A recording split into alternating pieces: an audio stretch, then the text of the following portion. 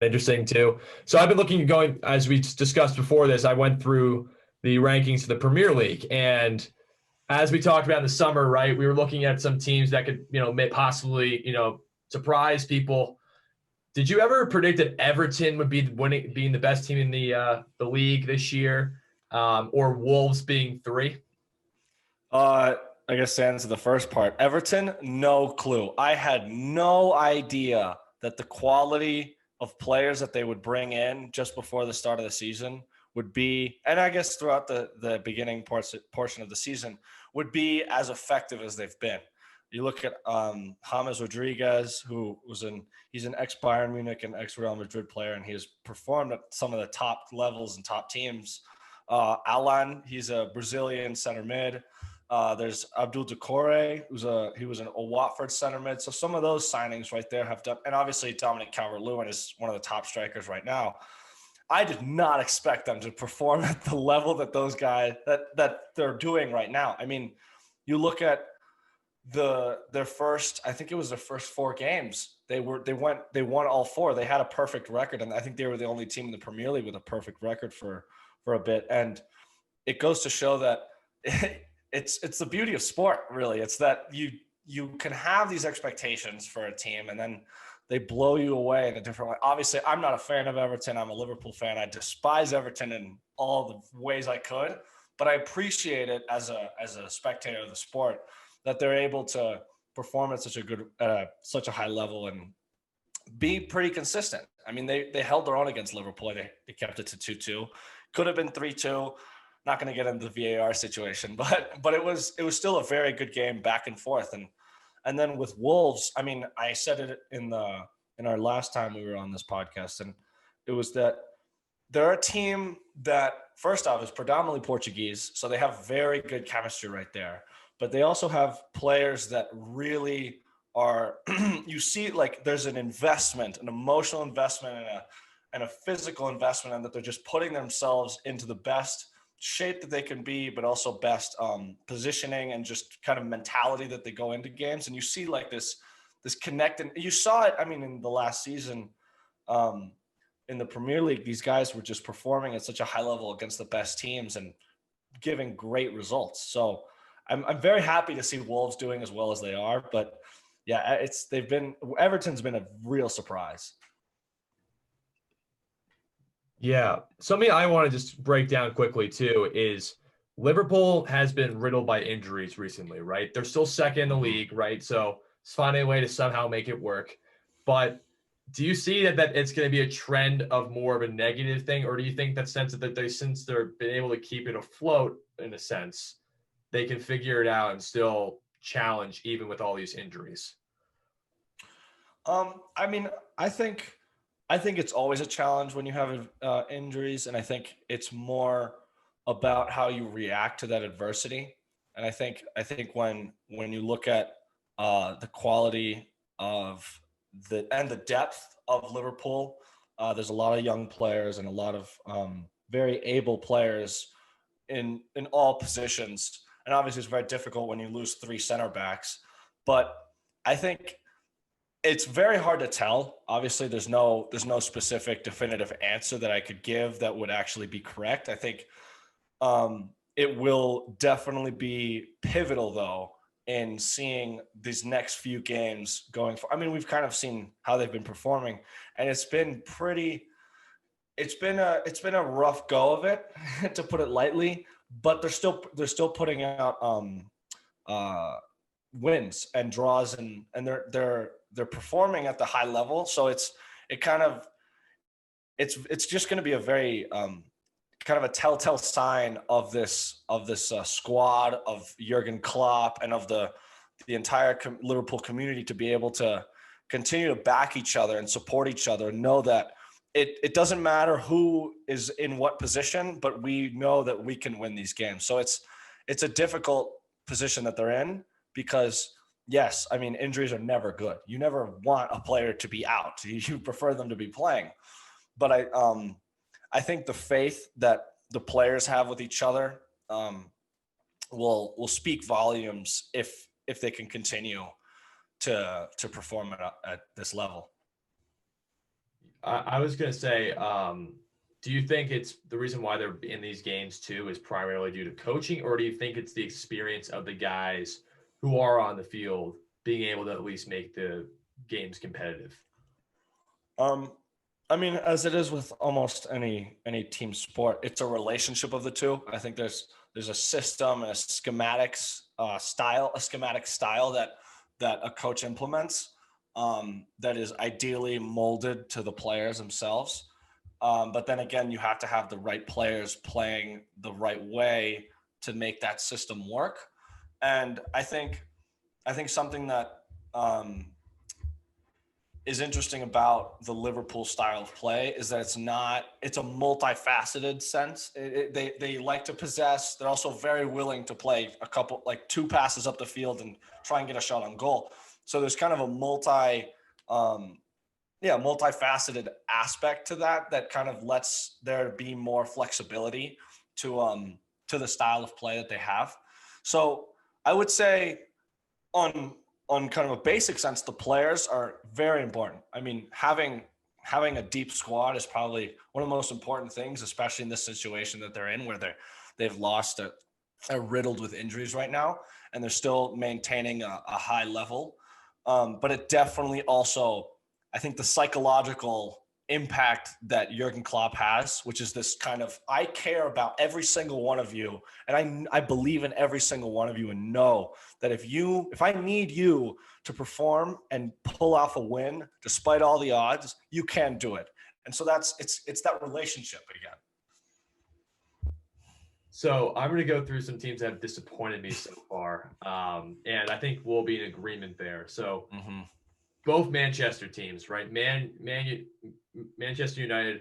From what I got from some people I've talked to, Barkey was talked about this a little bit when I had him on the podcast a couple weeks ago. But they've been a disappointment, in my opinion, due to the fact they've kind of given up on their coach and the fact the general managers haven't done a great job of integrating the pieces correctly. What I've also got from Man City is just, again, like they just been a disappointment just generally, based on the fact of like where they have been in the last couple of years versus now. You can talk a little bit about that in a second, and then obviously Sheffield United, right? We were talking about this, like this team could be a sleeper, and they're 17th in the rankings from what I checked today. So let's talk about what teams have disappointed you. Do you have the same list as mine? And maybe go into some details about why you think these teams have been so disappointing in the Premier League. Mm-hmm. So I guess to start, I mean, like we said with Sheffield United, we expected them to succeed as they managed to do last season. And they're just, I mean, now I'm looking at the rankings, they're 19th. So out of 20, 19. So they've pulled out 1 point. I think they're one of 3 teams to do that. And they're just, they have scored, I think they've scored 1, maybe to 2 goals. Maybe they've scored recently, but I haven't been following them because it's been hard to watch their games. They're making their style of play isn't even, it's not, it's a very difficult kind of explanation for this disappointment, because they came in to last season obviously having just been promoted, and they managed to, I think they were in the top 8 if I'm correct, and they were performing I mean, they gave every single team a run for their money, and they did a really good job of that the whole time. But now I think they've signed 1 or 2 players. I know they signed Rhian Brewster he was from Liverpool. But other than that, I think they signed Ethan Ampadu, who he was a ex-Chelsea player, played for Leipzig for a bit. And so it's not like there's one kind of solution to their problems. I think there's a lot of issues with them. I think the fact that, like I said, they're not scoring goals. They have, I think, 5, maybe 6 strikers now.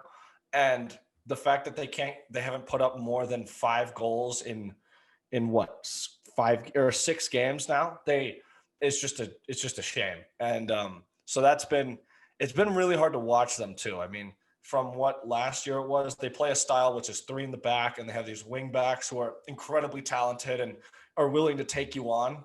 and beat you, and then get a ball into either a tall center back or a very mobile, or a tall striker or a very mobile striker. They'll usually have two, but they kind of seem to, it's like the idea of if it ain't broke, don't fix it. They stick with the style, but it's not working. There has to be some flexibility there. And I think the fact that you kind of see the same from last year is kind of the same thing with Burnley, who I also have despised seeing watching play, because they play a pretty, I mean, I don't actually hate watching them play. But seeing what they're doing right now, they're also one of the 3 teams with just 1 point, and they're in the 18th in the rankings, or in the table. So they're another team that has just not been able to adjust and be flexible to the constantly changing style of play in soccer and in English football. And so those two are definitely the worst of my kind of highest expectations, set the lowest standards kind of for these teams. And obviously you look at Manchester City, that team, I think, looking at from back to front, they are a very quality side. They are incredibly talented, and they have a lot of players in a lot of different positions. So it's not like they're missing a piece. There's not one player that they need to bring in. They have the Premier League Player of the Year from last season, and they have a bunch of quality players all around the field. And yet they managed to lose 5-2 to Leicester and tie Leeds solely 1-1. I mean, that was a great game, to be honest, but it's still like those performances. I mean, I think they tied 1-1 to West Ham. So they're not, they have this, again, they also have a very strict style of play. Pep Guardiola has instituted a play that is keep the ball at all costs. So it doesn't matter if the ball needs to be going up the field. If it needs to go back to go forward. And that's an entirely acceptable style of play, but it's very difficult to maintain for 90 minutes. Because when you get a team that learns how to press that and how to adjust their positioning so that it's just difficult to connect passes, they make the game boring. And so that's what a lot of people may think about that style of play with Manchester City, is they'll just be passing along the back line, back, like left back to center back to center back to right back to center back to center back. And it's just, there's a little bit of a lack of rhythm there and a lack of fluidity that you see, which can happen with teams. I mean, they all have these rough goes of it. And I think Manchester City is going to bounce back, no doubt. They're, like I said, they're incredibly quality side. Again, another team I despise, and I would wish for them to ever do as well as they have been. But you just, with the quality of these players and the quality of the coaching and kind of the style that they've implemented, is a very, when it's at its best, it is almost unstoppable.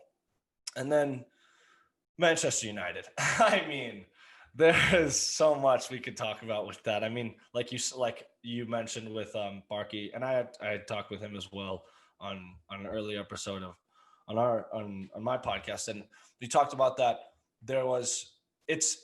It's not an issue of just one kind of person, one player, one person in a certain position. It's not the manager. Like, obviously that's one aspect of it, but then it's more top down, but also bottom up, because if you look from top down, I mean, there's also the management issues, which you see with all these transfer rumors. Like, they were supposed to sign Jadon Sancho, and that was supposed to be a huge signing for them. An English player coming from the Bundesliga, having performed very, very well, and then supposed to come here and really change the game. Shreds Takes is a very fast-growing sports podcast, and I would appreciate if you hit that like and subscribe button so you get more content from the show, and also click that link in the description to get the full episode in its entirety.